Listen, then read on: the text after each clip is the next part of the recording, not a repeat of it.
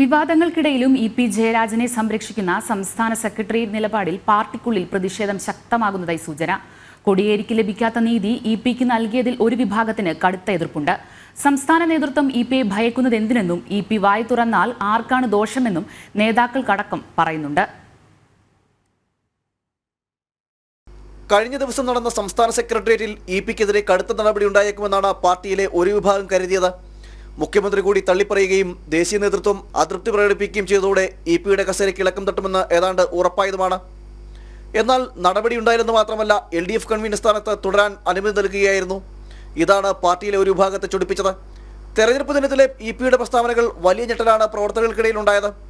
സമീപകാലത്തൊന്നും പാർട്ടിയെ ഇത്തരത്തിൽ പ്രതിരോധത്തിലാക്കിയ സംഭവം ഉണ്ടായിട്ടുമില്ല. ഇതൊക്കെയായിട്ടും ഇ.പിയെ സംരക്ഷിക്കാൻ പാർട്ടി നേതൃത്വം എന്തിനു തയ്യാറാകുന്നു എന്ന ചോദ്യമാണ് പ്രവർത്തകർക്കിടയിലും നേതാക്കളിലും ഒരുപോലെ ഉയരുന്നത്.